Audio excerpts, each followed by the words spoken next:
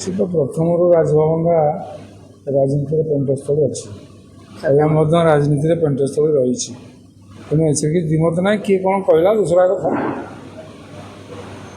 Sir Hemant Sharma ଯେହେତୁ ଓଡ଼ିଶାର ଇଲେକ୍ସନରେ ଆସିଥିଲେ, ଝାଡ଼ଖଣ୍ଡରେ ସେ ଅଛନ୍ତି ଦାୟିତ୍ୱରେ, ସେଇଠି ବାରମ୍ବାର ଆସୁଛନ୍ତି, ଏଠି ସେଇ ପଲିଟିକାଲ ଇଏଟାକୁ ଆପଣ ବେଶୀ ଆକଳନ କରୁଛନ୍ତି।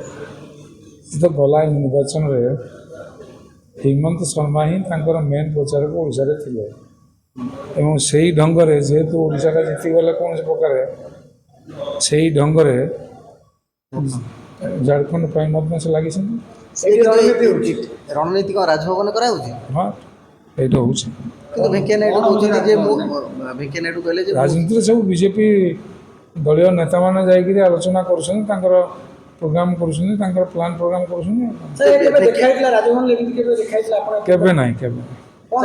ରାଜଭବନ ଏମିତି କେବେ ଦେଖାଯାଇନଥିଲା ଏବଂ ନିର୍ବାଚନ ପୂର୍ବରୁ ମଧ୍ୟ ରାଜ୍ୟପାଳ ଯେଉଁଭଳି ଢଙ୍ଗରେ କାହାର ଘର ହେଲାନି, କାହାର ଅମୁକ ହେଲାନି, ଯେଉଁଭଳି ପ୍ରଚାର କରୁଥିଲେ ସେଥିରୁ ଜଣାପଡ଼ୁନଥିଲା। ସେ କିନ୍ତୁ ସେଠି ଆଶାୟୀ ଅଛନ୍ତି ମୁଖ୍ୟମନ୍ତ୍ରୀ ହେବେ ସେଠି, ସେଇଥିପାଇଁ ସେ ତାଙ୍କ ଦଳ କଥା, ସେ କାହାକୁ ମୁଖ୍ୟମନ୍ତ୍ରୀ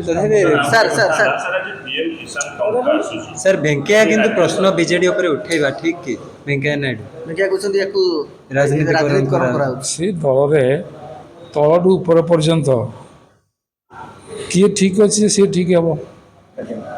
ଭାଇ ପଚାର आज पीएम किसान टंका आसूची ओडिशा पीएम किसान दिवस पालन हो जितेबाला कि अनेक भूमिहीन चाषी अच्छा से संश्लिष्ट हो पारना अंतर्भुक्त हो पारना पीएम किसान जो पीएम किसान दिवस पालन हो कि बर्तमान जो प्रतिश्रुति देते 100 टंका करने धान सहायक मूल्य से निष्पत्ति बहुत लज्जार कथा।